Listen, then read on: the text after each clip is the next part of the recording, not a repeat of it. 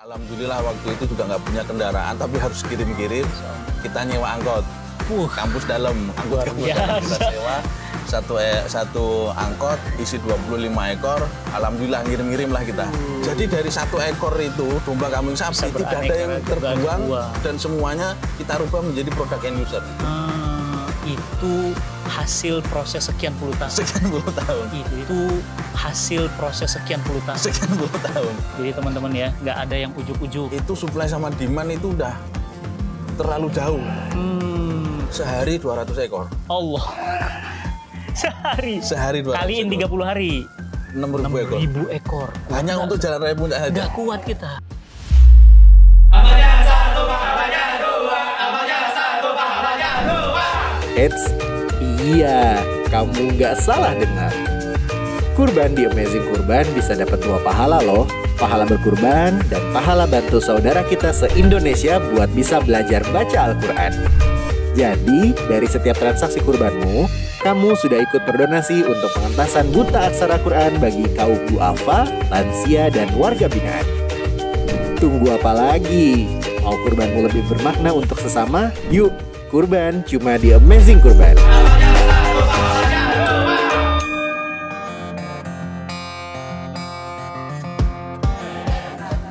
Assalamualaikum warahmatullahi wabarakatuh. Teman-teman semuanya, ngelanjutin tadi obrolan tentang MT Farm. Kita pasti penasaran kan? Ingin tahu kenapa bisa sebesar ini, bisa bertahan, dan di tengah pandemi malah justru tumbuh dan berkembang. Nah, sekarang saya sedang bersama Ustadz Afnan. Masya Allah, ternyata satu alumni bareng-bareng di IPB ya. Masya Allah. Dan sekarang kita akan ngobrol lebih banyak lagi tentang sejarahnya MT Farm. Assalamualaikum Ustadz. Waalaikumsalam. Alhamdulillah bisa ketemu langsung nih.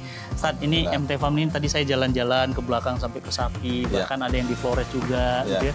Berapa tahun ini MT Farm bisa sampai sebegini? Baik, kita merintis dari tahun 2002 ketika kita masih kuliah. Waduh, keren. Kita kuliah di IPB, masuk tahun 2000. Kemudian sebenarnya karena kita sering silaturahmi ke peternak, peternak curhat sama kita, Mas minta tolong dijualin. Ini kurban kok saya belum laku, tolong jualin gitu. Nah terus kita beranikan diri untuk menjualkan. Kita tawarin ke teman-teman kita yang ada di IPB. Dari mahasiswa itu ya? Dari mahasiswa, masih kuliah. Alhamdulillah laku 25 ekor. Jadi kita janjikan ke mereka pelayanannya Jabodetabek kita kirim. 1 ekor pun kita kirim. 25 ekor. Alhamdulillah waktu itu juga nggak punya kendaraan, tapi harus kirim-kirim. Kita nyewa angkot. Kampus dalam, angkot kampus dalam kita sewa. Satu angkot isi 25 ekor. Alhamdulillah ngirim-ngirim lah kita di malam takbiran itu. Lagi kuliah? Iya. Sambil jual kambing? Alhamdulillah.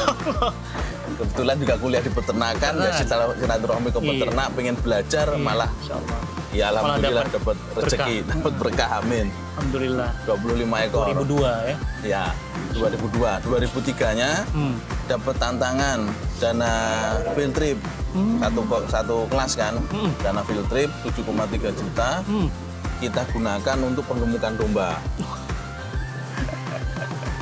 Otak-atik pengemukan domba, nggak punya kandang, mau di mana malah ditawarin harus pakai kandangnya Vapet. Jadi alhamdulillah sekalian kita pindahan ke kandang Vapet, tinggal di kandang Vapet, penggemukan domba, penggemukannya sih cuma 3-4 bulan. Jual kurban 2003, alhamdulillah laku 86 ekor. Masya Allah, dari 25 naik 80. Alhamdulillah. Kemudian 2004 kita lulus, kita beli tanah di sini 800 meter, kemudian kita bangun kandang kapasitas 100 ekor, penggemukan 2004 itu laku 150 ekor. 2004. Lebih.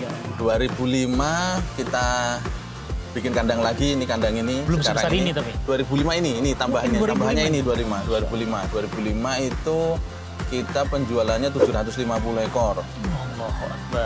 2006 1.500. Udah mulai ribuan ekor. Iya, 1.500 dan mulai kepuyengan terkait sama pengiriman waktu itu masih kaget kita dengan melonjaknya permintaan, kita masih kaget pengiriman. 2006 itu 1.500, 2007 2.500, 2008 sampai 2010 rataan 2000, 2011 sampai kemarin 2020 itu 1000 sampai 1500 ekor domba kambing. Alhamdulillah. Nah, Ustaz, kalau misalnya nggak momen kurban, nah MT Farm itu punya apa aja? Tadi saya main-main ternyata ada kalengannya juga itu, Ya. Masya Allah hulu hilir nih. Alhamdulillah, alhamdulillah itu juga prosesnya kita ketika kita punya tempat di sini 2004 kita nyari market apa nih yang rame gitu kan. Kita main ke pasar, ternyata permintaan tertinggi memang ke Jagal, ke RPH. Oh, rumah potong hewan. Rumah potong hewan. Jadi hariannya kita jualan ke RPH Ya. itu pernah sebulan sampai 1000 ekor. Allahu Akbar. Terus Kuat kemudian stoknya. itu hanya di 2 bulan saja. Bulan ketiga udah nggak. Jadi bulan kelabakan ketiga project. kelabakan ya, kita suplainya kurang. Allahu Akbar. Nah dari Jagal kita pindah market ke jasa catering akikah. Jadi kita nyuplai jasa catering akikah se-Jabodetabek. Terus setelah itu kita pindah lagi nyuplai ke restoran.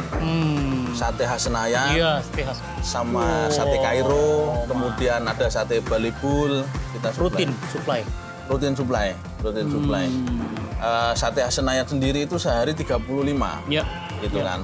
Nah, terus dari market-market tadi kita merasa kurang nyaman, Nah, kurang enak, ya. kurang Karena satu dari sisi harga terlalu murah. oh iya. Kemudian dari sisi pembayaran mereka tidak ada yang cash. Iya.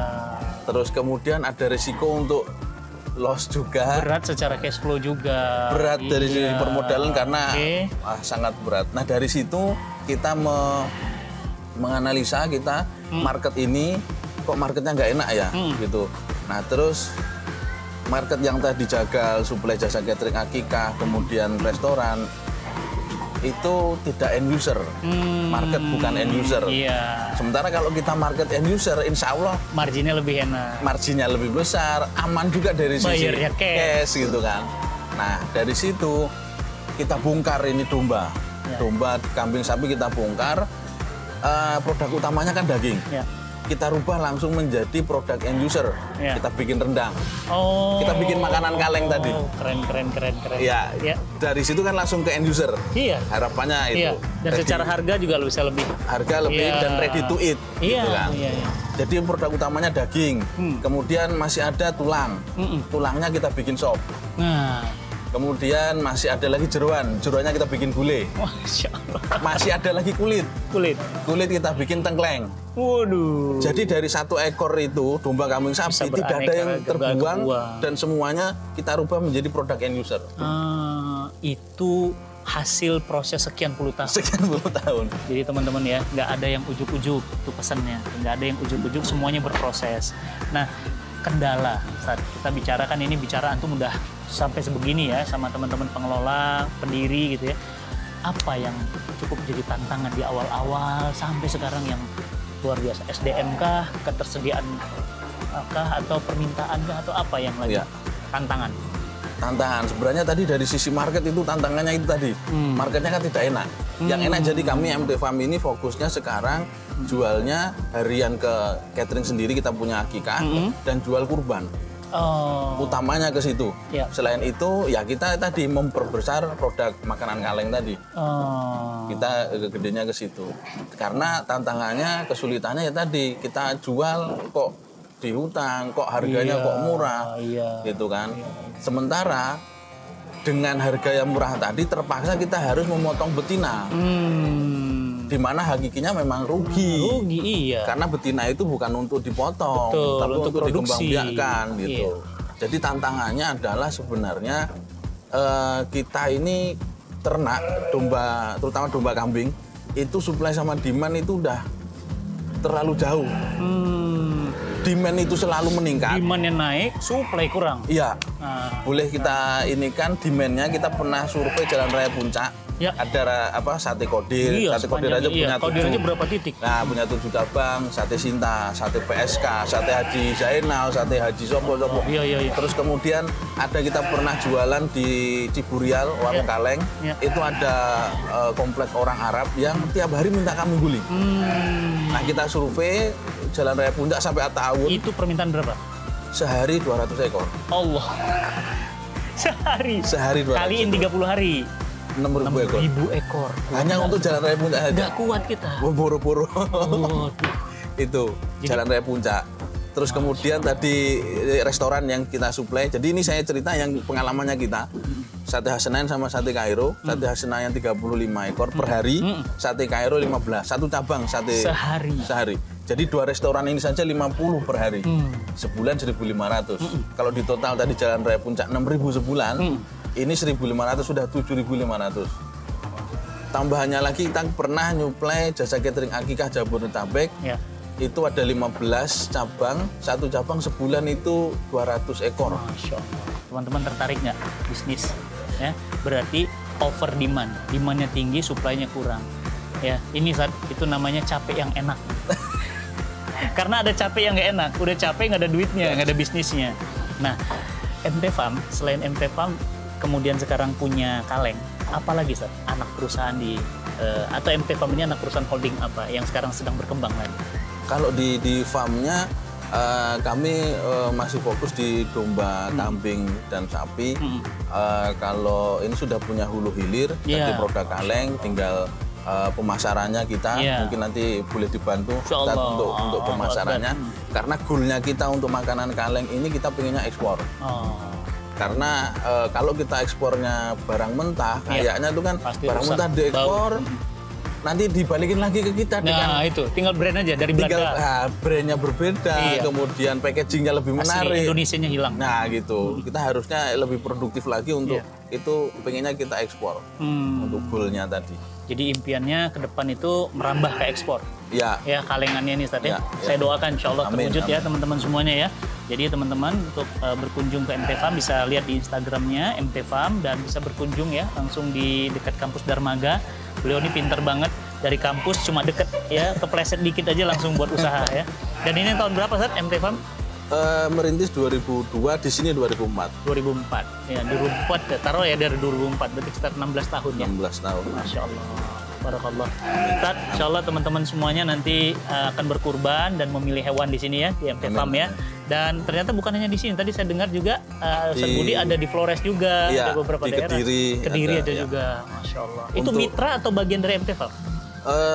Kalau yang di Flores mitra, kalau yang di Kediri masih satu payung dengan MT Farm. Oh, Masya Allah. Alhamdulillah. Ya niatnya ya insya Allah ya kita juga pengen di tempat-tempat yang lain juga gitu. Ustaz, dan pengennya bukan hanya kita, kita pengennya juga teman-teman peternak. Iya. Nih pertanyaan yang sering ditanya, mana yang lebih ekonomis, menguntungkan buat kandang seperti ini atau punya lahan dengan makanan hijauan yang lebih tersebar? Konsepnya berbeda, Ustaz. Konsepnya berbeda. Kalau untuk penggemukan lebih efisien, intensif. Ya, dikandangkan seperti ini. Iya. Kalau untuk pengembangbiakan lebih efisiennya dilepas, diangon. Begitu. Cuman efisien dalam artian kosnya akan sangat murah sekali kalau kita diangon. Jadi diangon itu bukan pakan yang mendatangi ternak, tapi ternak yang mendatangi pakan. Iya. Kalau fattening ini pakan yang mendatangi ternak. Iya. Gitu. Iya. Ini untuk penggemukan ya. Untuk penggemukan. Lihat teman-teman pantas gemuk-gemuk ya. Penggemukan begini. Ini makanannya apa? Pakainya konsentrat sama ampas. Konsentrat. Impor kah atau masih lokal bisa produksi? Masih lokal. Alhamdulillah bisa lokal ya. Biasanya dari mulai anakan sampai layak jual berapa lama? Layak jual ini tergantung dari sisi market. Ya kan? Nah kalau lepas sapi itu 3 bulan, lepas sapi umur 3 bulan itu bobotnya kurang lebih 10, 12 sampai 15 kiloan. Kemudian langsung mulai tahap fattening. Pengalaman kita 3 bulan itu bertambah bobot badannya 10 kilo. 3 bulan itu bisa dapat 10 kilo. Ya. Jadi kalau anggap tadi dia 3 bulan umur 3 bulan bobotnya 10 kilo, 3 bulan lagi penggemukan umurnya sudah 6 bulan, bobotnya sudah 20 kilo. 20 kilo. Yang 20 kilo insya Allah domba 20 kilo sudah sah untuk kurban karena 6 bulan sudah sah untuk kurban. Gitu. Dan secara harga? Secara harga kalau untuk kurban kita saat ini untuk di reguler di per kilonya. Jadi kami menjual ternak itu berdasarkan bobot badan. Jadi ternak kita timbang, kita kalikan per kilonya. Saat ini untuk yang reguler kurban ini 105 per kilonya. 105 per kilo. Ya. Jadi tinggal dikalikan tadi ya, misalnya. Tahun 30. lalu 95. Oh, 95.000. 95.000 per kilo. Tiap tahun itu harganya naik, Ustaz. Naik, iya. Jadi apa namanya? Jadi sudah pengalaman kita selalu naik harganya. Jadi ya itu prospek yang sangat ini sekali untuk jualan prospek kurban. Ya, Masya Allah. Ya teman-teman ya, berkah dan setahu saya hampir semua para nabi itu diminta untuk mengelola domba ya, kambing. Kenapa? Mungkin banyak kesabaran dan pesan-pesan penting di sini, Ustaz ya. Makanya luar biasa nih tuh. Bagaimana kita bisa nahan sabar, lihat berantem tuh. Tuh. Masya Allah. Baik teman-teman semuanya, kita banyak belajar hari ini dari Ustadz Afnan dan para pendiri MT Farm. Kita doakan mudah-mudahan berkah, tumbuh Amin, terus, amin, dan amin, tadi amin, kalengannya amin. bisa ekspor, Amin, dan insya Allah bisa sinergi dengan Cinta Quran Foundation. Ya, kita bisa punya banyak program untuk pemberdayaan untuk saudara-saudara kita yang sangat membutuhkan. Terima kasih Ustadz Afnan, mudah-mudahan Amin. Allah berikan kekuatan, kesabaran, dan keberkahan. Amin. Juga kita semua dilindungi Allah dari beraneka Amin, ragam amin, wabah amin. dan penyakit. Assalamualaikum warahmatullahi wabarakatuh. Salam.